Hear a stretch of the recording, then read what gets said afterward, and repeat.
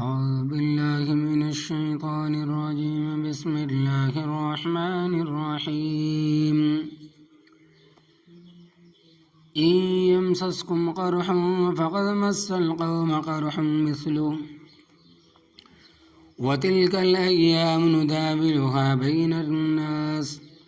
وليعلم الله الذين آمنوا ويتخذ منكم شهداء والله لا يحب الظالمين وليمحص الله الذين آمنوا ويمحق الكافرين أم حسبتم أن تدخلوا الجنة ولما يعلم الله الذين جاهدوا منكم ويعلم الصابرين ولقد كنتم تمنون الموت من قبل أن تلقوه فقد رأيتموه وأنتم تنظرون وما محمد إلا رسول قد خلت من قبله الرسل أفإن مات أو قتل انقلبتم على أعقابكم ومن ينقلب على عقبيه فلن يضر الله شيئا وسيجزي الله الشاكرين صدق اللہ العظیم۔ لفظی ترجمہ: ان یمسسکم، اگر پہنچے ہیں تمہیں، فرح زخم، فقد مس القوم، پس تحقیق پہنچے ہیں اس قوم کو بھی فرح زخم، مثلہ اس جیسے، وتلک الایام، اور یہ دن، نداولها بین الناس، ان کو ہم پھیرتے رہتے ہیں لوگوں کے درمیان،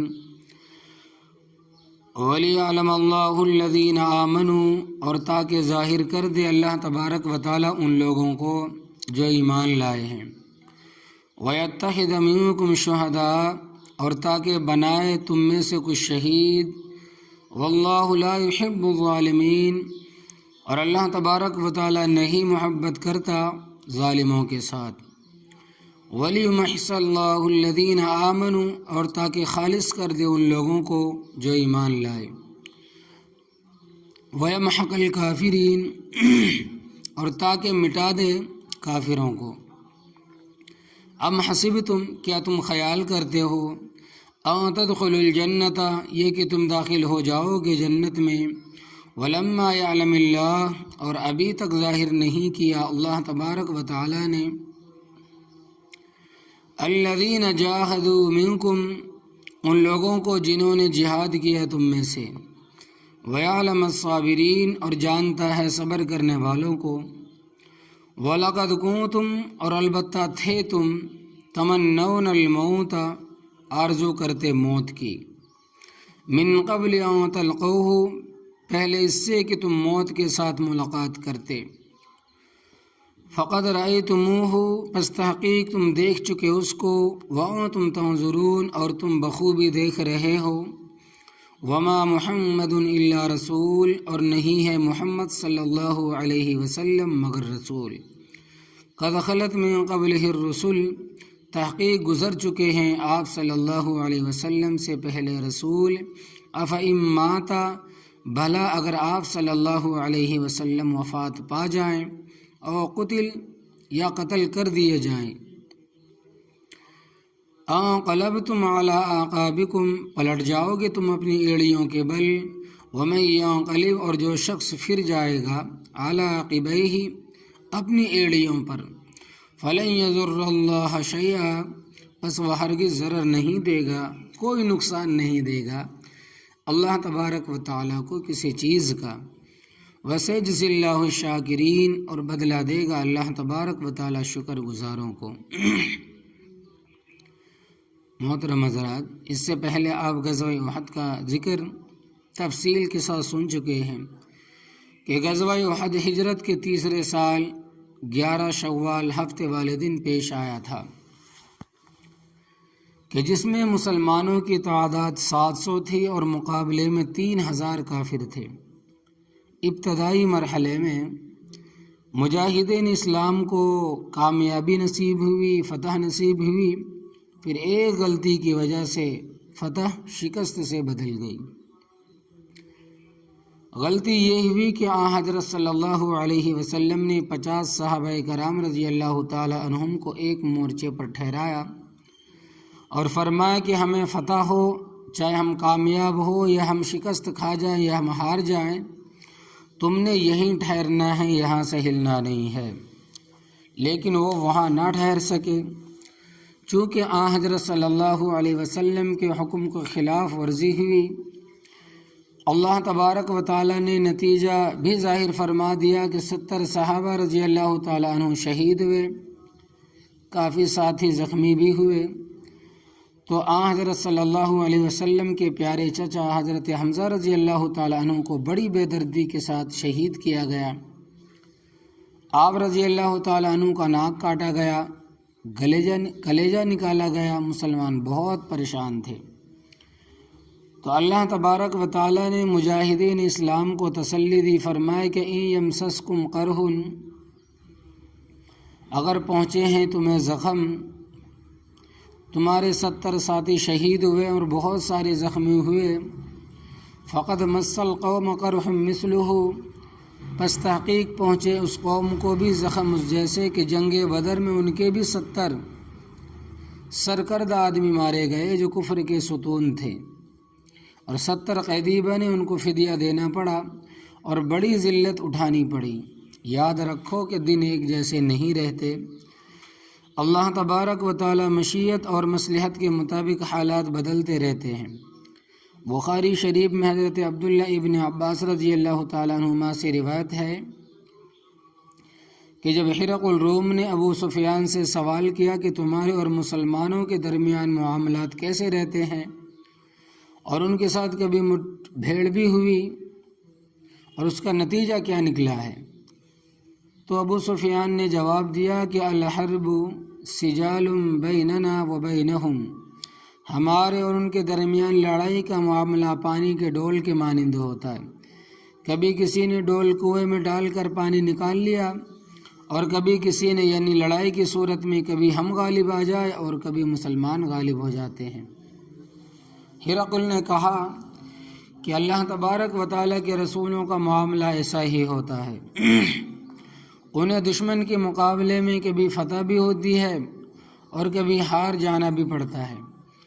مگر بالآخر اللہ تبارک و تعالیٰ اپنے رسولوں کو غلبہ عطا فرماتا ہے۔ تو اللہ تبارک و تعالیٰ نے فرمایا کہ مسلمانوں، احد کی شکست سے نہ گھبراؤ، وَتِلْكَ الْأَيَّامُ نُدَاوِلُهَا بَيْنَ النَّاسِ، اور یہ دن ان کو ہم عدلتے بدلتے رہتے ہیں، لوگوں کے درمیان ہمیشہ ایک سی حالت نہیں رہتی کہ ہمیشہ فتح ہو یا ہمیشہ شکست ہو، اور تکلیف پہنچنے میں اللہ تبارک و تعالیٰ نے یہ حکمت رکھی ہے کہ وَلِيَعْلَمَ اللَّهُ الَّذِينَ آمَنُوا، اور تاکہ ظاہر کر دے اللہ تبارک و تعالیٰ ان لوگوں کو جو ایمان لائے۔ یا علم کا معنی جاننا نہیں، کیونکہ ہر چیز اللہ تبارک و تعالیٰ کے علم میں ہے۔ حضرت عبداللہ ابن مسعود رضی اللہ تعالیٰ عنہ معنی کرتے ہیں کہ تاکہ بتا دے اللہ تبارک و تعالیٰ دوسرے لوگوں کو کہ اہل ایمان تکلیفیں اٹھا کر بھی ایمان پر قائم رہتے ہیں اور حق کے راستے کو ترک نہیں کرتا، چھوڑتا نہیں حق کو، اور جو منافق ہے وہ قربانی کے وقت چھپتے ہیں اور جھوٹے بہانے بنا کر جان چھڑاتے ہیں، سختی کے موقع پر مخلص غیر مخلص کا پتہ چلتا ہے۔ وَيَتَّخِذَ مِنكُمْ شُهَدَاءَ، اور تاکہ بنائے تم میں سے کچھ شہید کا مقام بہت بلند ہے، بظاہر وہ تو شہید ہو گیا ہے، مر گیا ہے، مگر اللہ تبارک و تعالیٰ کے یہاں اس کی بڑی عزت اور قدر ہے۔ حدیث پاک میں آتا ہے کہ شہید کے خون کے قطرے زمین پر گرنے سے پہلے حوریں آ جاتی ہے، جنت کی حوریں آ جاتی ہے، ان قطروں کو اٹھانے کے لیے اللہ تبارک و تعالیٰ کے فرشتے اس کی روح کو اٹھا کر لے جاتے ہیں۔ جسم تو یہیں رہے گا، ہاں جس وقت جسم کو قبر میں دفن کر دیا جاتا ہے تو روح کا جسم کے ساتھ گہرا تعلق جوڑ دیا جاتا ہے، جسم چاہے ٹکڑے ٹکڑے ہو گیا ہو اور سر کہیں ہو دھڑ کہیں ہو، چاہے اس کو جلا کر راکھ بنا کر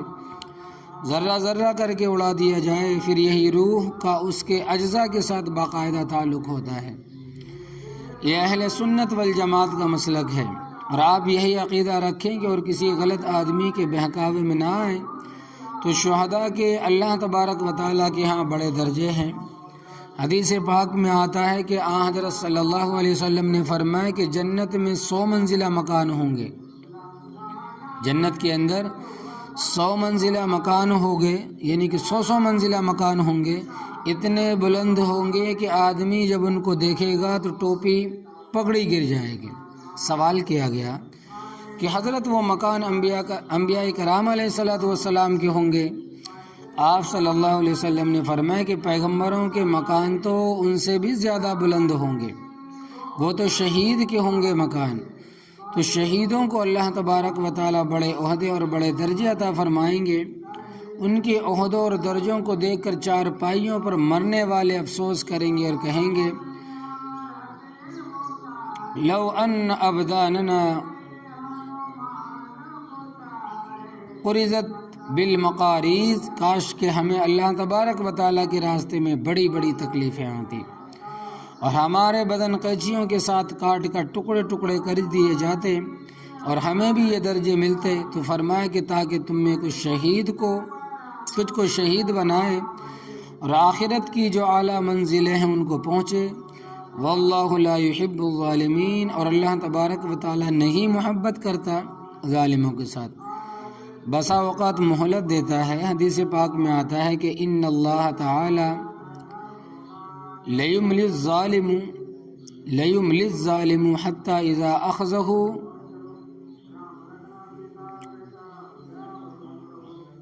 لم یقلتہ، بے شک اللہ تبارک و تعالی ظالم کو مہلت دیتا ہے کہ جتنا ظلم کر سکتا ہے کر لے،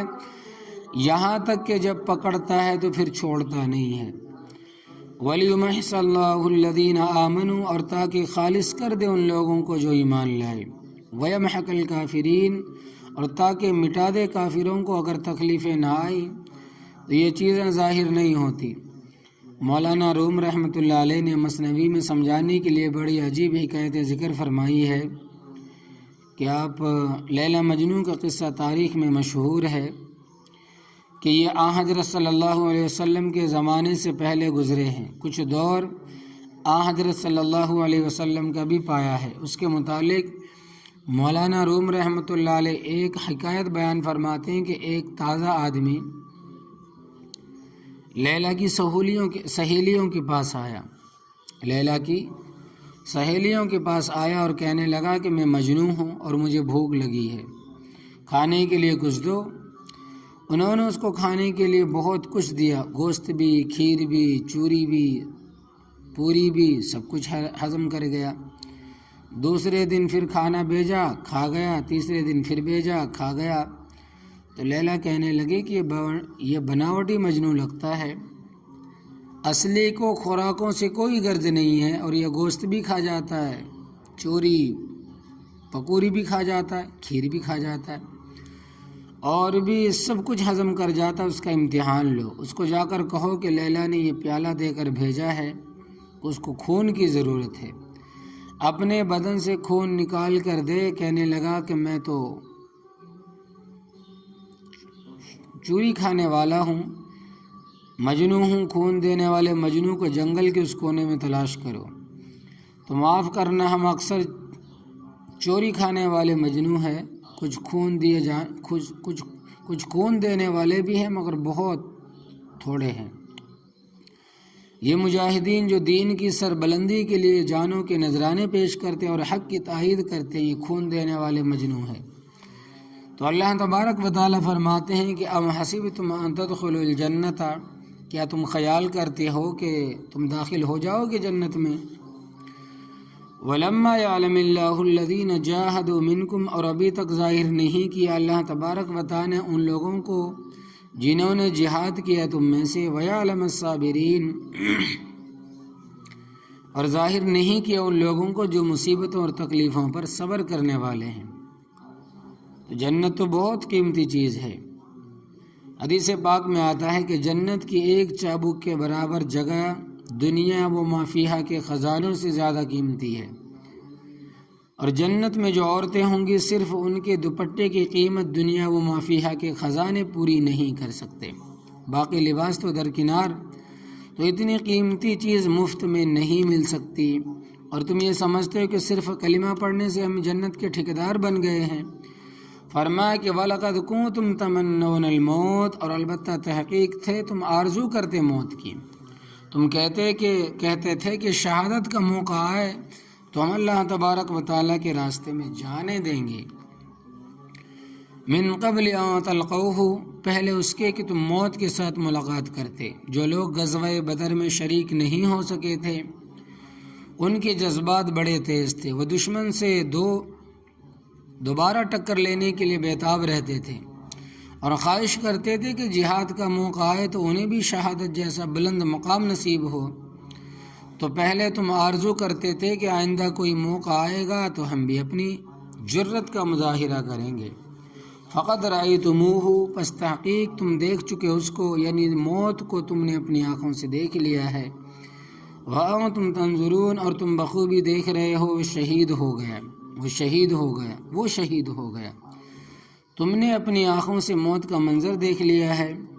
اور اس معرکے میں حضرت صلی اللہ علیہ وسلم کے دندان مبارک شہید ہوئے، چہرہ اقدس زخمی ہوا، اور آپ صلی اللہ علیہ وسلم بے ہوش ہو کر گر پڑے۔ حضرت مصعب ابن عمیر رضی اللہ تعالیٰ عنہ کی شکل آپ صلی اللہ علیہ وسلم کے ساتھ ملتی جلتی تھی، وہ شہید ہو گئے۔ چونکہ افراتفری کا موقع تھا، اپنوں نے بھی یہی سمجھا کہ آپ صلی اللہ علیہ وسلم شہید ہو گئے اور دشمنوں کو موقع مل گیا، اور خبر مشہور ہو گئی کہ ان محمدً صلی اللہ علیہ وسلم قد قتل، کہ محمد صلی اللہ علیہ وسلم تو شہید ہو گئے۔ کافروں کی خوشی کی کوئی انتہا نہ تھی، لیکن معلوم ہوا کہ خبر غلط تھی تو مسلمانوں کے سارے غم غلط ہو گئے۔ اس چیز کا اندازہ آپ حضرات اس واقعہ سے لگائیں کہ حضرت عمر ابن جموح رضی اللہ تعالیٰ عنہ غزوہ احد میں شہید ہو گئے تھے۔ ان کی اہلیہ جس کا نام ہند تھا، یہ اپنے گھر مدینہ طیبہ میں آٹا گوندھ رہی تھی کہ کسی نے اطلاع دی کہ حضرت صلی اللہ علیہ وسلم شہید ہو گئے۔ یہ اسی طرح آٹا چھوڑ کر باہر گلی میں آ کر کھڑی ہو گئی۔ وحد کی طرف سے آنے والے ایک آدمی سے پوچھا کہ ما فعل رسول اللہ صلی اللہ علیہ وسلم، اس نے کہا کہ تیرا باپ، بھائی، خاوند، بیٹا شہید ہو گئے۔ وہ دیوانہ وار کہنے لگی کہ میں حضرت صلی اللہ علیہ وسلم کے متعلق پوچھ رہی ہوں کہ آپ صلی اللہ علیہ وسلم کا کیا حال ہے۔ حالانکہ عورت کے لیے تو یہی رشتے سرمایہ ہوتے، مگر اس کو صرف نبی کریم صلی اللہ علیہ وسلم کی فکر تھی۔ کہنے لگی کہ یہ بتاؤ کہ حضرت صلی اللہ علیہ وسلم کا کیا حال ہے۔ آنے والے نے بتایا کہ حضرت صلی اللہ علیہ وسلم صرف زخمی ہے، مگر زخم اتنے خطرناک نہیں کہ باعث تشویش ہو۔ حضرت ہند کہنے لگی کہ کل مصیبت بعدک جلل، کہ تیرے صلی اللہ علیہ وسلم ہوتے ہوئے سب مصیبتیں ہیچ ہیں، نیچے ہیں، یعنی کہ حضرت صلی اللہ علیہ وسلم ہے تو سب زندہ ہیں۔ مولانا شبلی نعمانی رحمۃ اللہ علیہ نے اس واقعے کو اس طرح منظوم کیا ہے کہ میں بھی اور باپ بھی، شوہر بھی، برادر بھی فدا، میں بھی اور باپ بھی، شوہر بھی، برادر بھی فدا، اے شہیدی تیرے ہوتے ہوئے کیا چیز ہیں ہم۔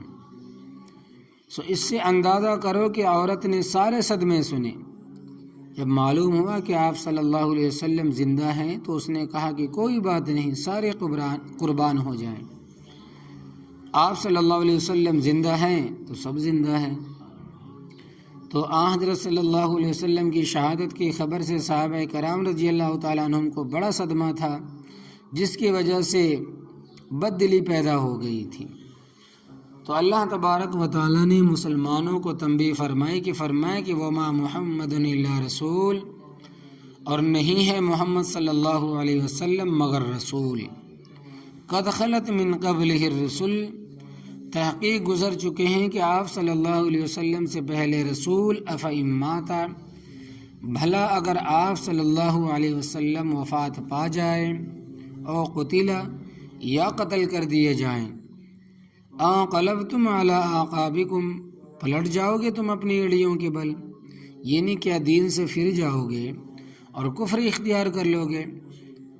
تو اس میں ان لوگوں کو تنبیہ کی گئی ہے کہ جنہوں نے ہمت اور جرأت کا ثبوت نہیں دیا۔ آپ صلی اللہ علیہ وسلم اللہ تبارک و تعالیٰ کے رسول ہیں، خود خدا نہیں ہے، ایک نہ ایک دن دنیا سے جانا ہے۔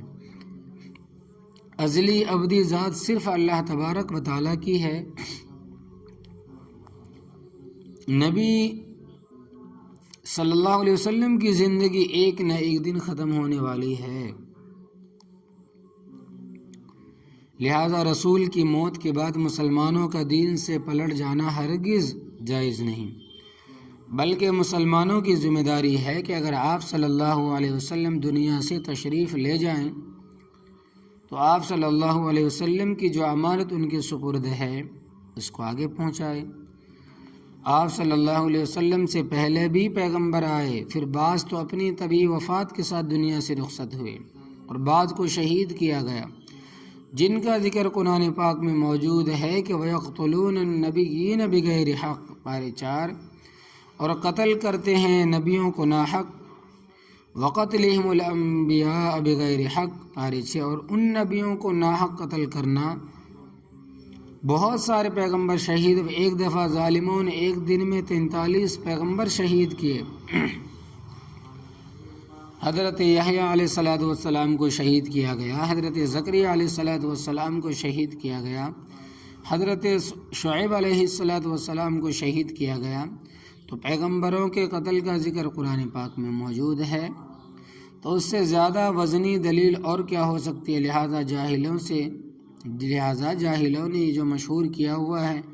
کہ پیغمبر کو کوئی قتل نہیں کر سکتا اور پیغمبر پر چھری نہیں چل سکتی، تو یہ خرافات ہیں، ان کا حقیقت کے ساتھ کوئی تعلق نہیں۔ تو پیغمبروں کو طبعی موت بھی آتی ہے، شہید بھی ہوتے ہیں، لیکن اس کا مطلب یہ تو نہیں ہے کہ ان کے دنیا سے چلے جانے کے بعد ان کا مشن ختم ہو جاتا ہے، بلکہ مشن زندہ رہتا ہے اور امت کی ذمہ داری اور بڑھ جاتی ہے۔ وَمَن يَنْقَلِبْ عَلَىٰ عَقِبَيْهِ، اور جو شخص پھر جائے گا اپنی ایڑیوں پر، فَلَن يَضُرَّ اللَّهَ شَيْئًا، پس وہ ہرگز ضرر نہیں دے گا اللہ تبارک و تعالیٰ کو کسی چیز کا، یعنی اس نے اپنا ہی نقصان کرنا ہے، اللہ تبارک و تعالیٰ کو کچھ نہیں بگاڑ سکے گا، کیونکہ کلمہ چھوڑے گا اسلام چھوڑے گا۔ خدا کا کیا نقصان ہوا؟ ساری کائنات بد ہو جائے، برا ہو جائے، تو اس کے نظام میں ایک رتی فرق نہیں آئے گا، اور دنیا کے سارے لوگ نیک ہو جائیں تو رب تعالیٰ کی حکومت میں کوئی اضافہ بھی نہیں ہوگا۔ رب وہی ہے جو ہے، یہ نیکیاں بدیاں تمہارے واسطے ہے،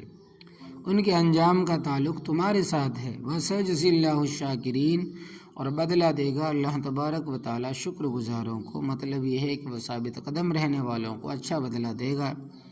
اور مسلمانوں کو کسی حالت میں بد دل نہیں ہونا چاہیے، دنیا میں کسی کو دوام نہیں ہے، صرف اللہ تبارک و تعالیٰ کی ذات ہمیشہ قائم دائم ہے۔ تمہارا کام تھا جب تمہیں معلوم ہوا کہ نبی کریم صلی اللہ علیہ وسلم شہید ہو گئے، ہمت سے آگے بڑھتے، کام سنبھالتے اور چلاتے، نہ دل کے چھوڑ کے بیٹھ جاتے، تو یہ وہ چیز ہے۔ تو اللہ تبارک و تعالی عمل کی توفیق عطا فرمائے، آمین یا رب العالمین۔